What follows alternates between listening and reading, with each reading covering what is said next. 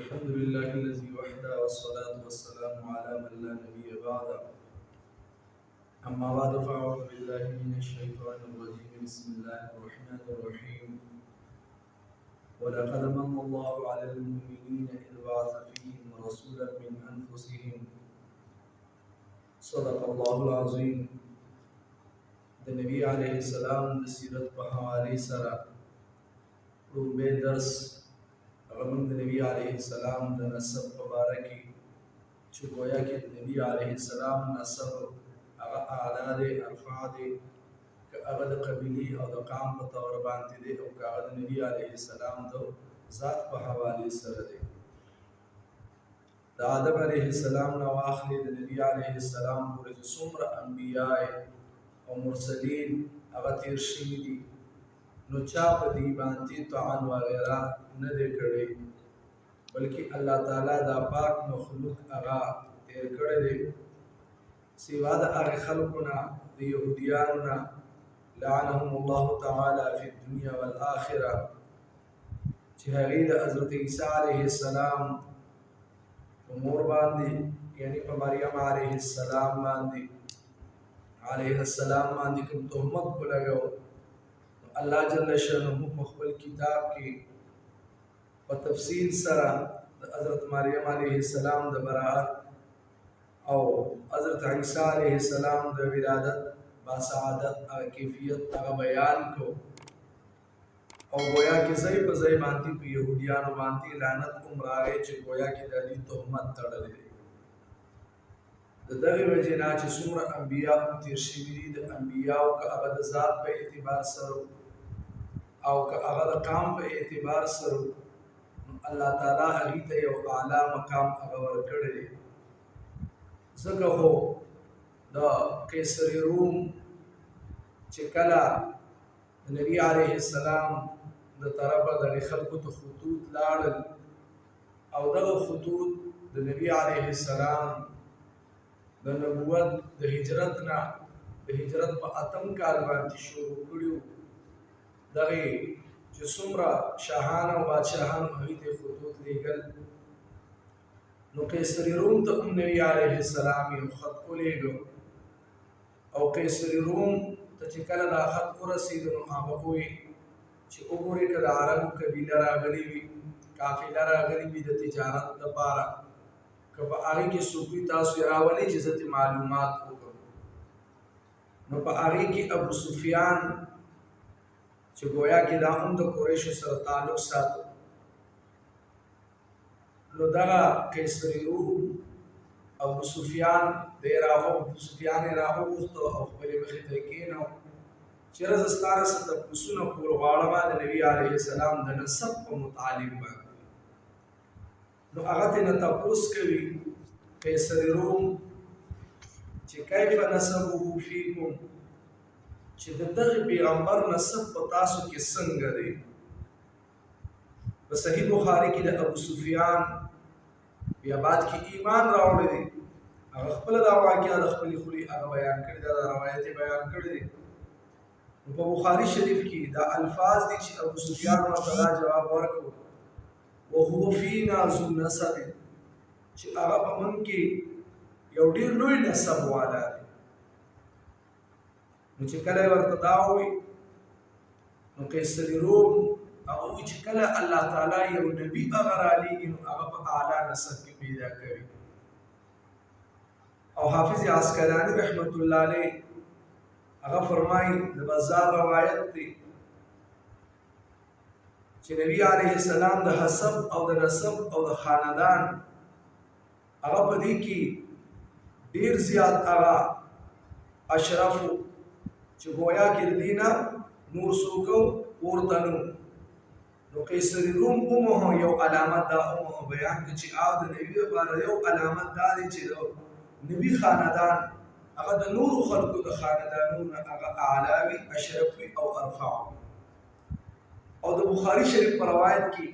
دا الفاظ د قیصر روم چې هغه د ابو سفیان دا جواب واورېد نو دا یې ووایي چې کله ورته ابو سفیان دا ووایي چې او هغه په موږ کې ذو نسب دی، نو بیا قیصر روم هغه دا جواب ورکړو وكذلك الرسل تبعثوا في احساب قومها یعنی پیغمبر همیشه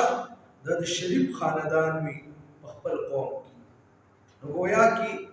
الله تعالی چې کله انبیا را لېږي نو هغه په داسې خاندان کې را لېږي چې گویا کې د هغه په خاندان باندې څوک بوته اوچته نه کړي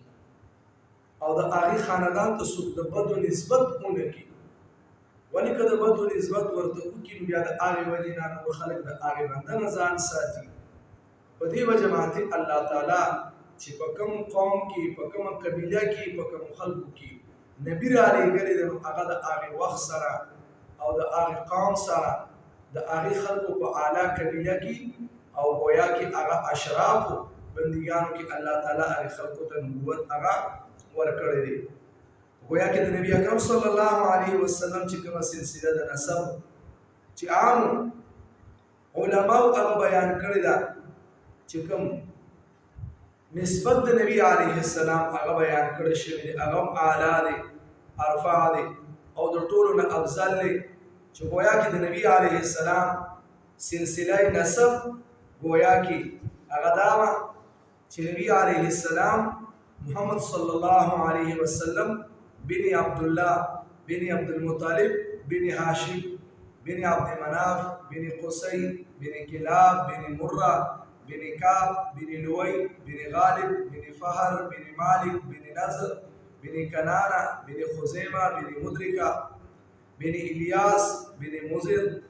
بن نزار بن معد بن عدنان. نو گویا کې د نبی علیه السلام په دې نسب کې علماو هغه اختلاف کړی دی تر دې پورې چې تر عدنانه پورې څومره کومه نسب بیان شوی دی. نو بعضو علماو په دې ځای کې بیا خاموشي اختیار کړې ده چې گویا کې د نبی علیه السلام د نسب دا تر عدنانه پورې په دې کې هېڅ اختلاف نشته. د عدنان نه بیا اخوا په دې کې هغه اختلاف دی. دا تقریبا د نبی علیه السلام نه واخلي تر عدنانه پورې دا تقریبا 19 یا 18 دغه چې په دې کې تر خاندان تر 19 یا تر 18 پورې چې تر دغې پورې کما هغه پیړۍ ذکر شوي دي چې تر دومره خلکو پورې نو په دې کې د عدنان پورې چې بعضې خلک تللي دي هغې خاموشي اختیار کړې ده. حافظ عسقلاني رحمت الله علیه د امام بخاري شریف د امام بخاري رحمت الله علیه نه په خپل کتاب کې هغه نقل کوي چې گویا کې د نسب د نبی علیه السلام د نسب په باره کې چې هغه سلسله تر کوم ځایه پورې ده نو هغه صرف تر عدنانه پورې هغه ذکر کړی ده. او په نورو د تاریخ په کتابونو کې د حضرت ابراهیم علیه السلام چې دا کوم سلسله نسب دی نو هغه پکې فرمایلی دی تر هغه ځایه پورې پکې رسېدلی ده. او عدنان بن ادو بن المقوم بن طارح بن اشجب بن یعرب بن ثابت بن اسماعیل بن ابراهیم علیهم الصلاة والسلام. نو گویا کې د عدنان پورې چې دا څومره سلسله ده په دې کې تمام دا نسابین یعنی نسبت کوونکي چې کوم خلک دي نو گویا کې دا څه دي دا صحیح دي دې په دې کې نه دي خطا شوي. د دې په ټولو کې دغه یو چې کوم ده دغه یوه خبره ده تر عدنانه او چې کله د عدنان نه په پورته باندې دي نو په هغې کې بیا اختلاف دی. او دغه اختلاف چې آیا د عدنان د حضرت اسماعیل علیه السلام په اولاد کې هغه دی نو د بعضو په نسبت باندې چې دی په دې کې دی او په بعضو کې نه دی. خو د دې نه معلومیږي چې گویا کې عدنان د اسماعیل علیه السلام د خاندان دی چې تر دې پورې دا نسب په دې کې اتفاق دی او د عدنان نه پورته بیا په دې کې هغه اختلاف دی. نو بعضو ویلي دي چې گویا کې د نبی علیه السلام او د عدنان ترمنځ چې دا څومره سلسله د نسب ده دا یا 30 ده یا 40 ده. دغرنګ عبدالله بن عباس رضی الله تعالی عنہ هغه مروي دی هغه نه مروي دي چې نبی علیه السلام به کله نسب هغه بیانو نو نبی علیه السلام به د عدنان نه په اخوا باندې تجاوز نه به کوي او چې کله به دې ځای له ورسېدو نو بیا به نبی علیه السلام هغه به ودرېدو او وایي دا به وفرمایل چې کذب النساب یعنی دا نسبت والو چې کوم دي څه شوي دي خطا شوي دي یعنی دې د دې نه په اخوا باندې دا کوم نسبت کوي نو گویا کې په دې کې دي خطا دي. او دکه رنګې عبدالله بن مسعود رضی الله تعالی عنہ هغې به چې کله دا آیاتو تلاوت کوو وعاد وثمود والذين من بعدهم لا يعلمهم الا الله. یعنی د عاد او د ثمود د هغې نه بعد چې څومره قومونه دي د دې علم د الله تعالی نه ما سوا بل چاته نشته دی. نو گویا کې په دغه ځای کې او بیا به عبدالله بن مسعود رضی الله تعالی عنہ دا به فرمایل چې کذب النسابون، یعنی دا نسبت دانان چې کوم دي په دې ځای کې دي خطا شوي دي او دي غلط شوي دي. نو گویا کې د دغه خلکو دا دعوه ده چې گویا کې د نبی علیه السلام لکه بعضې خلک د نبی علیه السلام هغه نسل د نبی علیه السلام نه واخلي تر آدم علیه السلام پورې بیان کړی دی. نو په دې کې د علماو اختلاف دی چې تر ادنا نه پورې په دغه کې د هېچا اختلاف نشته، بلکې دغه پورې ټول هغه متفق دي. نو په دې وجه باندې د امام مالک رحمت الله علیه علامه سوهیدی رحمت الله علیه فرمایي چې د امام مالک رحمت الله علیه نه تپوس وشو، سوال ترې نه وشو. یو کس ترې سوال وکړ د سلسلې د نسب د حضرت آدم علیه السلام پورې چې چېرته دا یو سړی ورسوي دا به څنګه وي؟ امام مالک رحمت الله علیه دا خبره ناپسندیده وګڼله، یعنې ناخوښه یې وګڼله چې دا شانتې خو کېدلی نشي. بیا دې دا سائل دویم تپوس کوي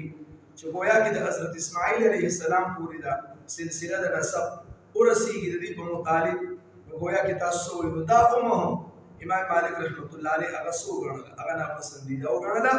او بیا د هغې وفرمایل چې من یخبره به، یعنې چا دغې خلکو ته تر دې وخته پورې دا خبره ورکړې دی چې گویا کې دا پلانکې د پلانکې نه پیدا دی. گویا کې بس صرف دغه ده چې تر ادنا نه پورې څومره دا نسب بیان شوی دی په دې کې اختلاف، په دې کې اتفاق دی. او د ادنان نه چې په بره باندې بیا څومره دی د اسماعیل علیه السلام نه واخلې بیا تر خاص کر د آدم علیه السلام پورې، نو په دې کې دغه خبره ده اختلاف ته علماو په خپل منځ کې په دې کې اختلاف کړی دی. انشاءالله آینده به هم بل تاسو چې کوم صحیح ده څه مطلب نشته.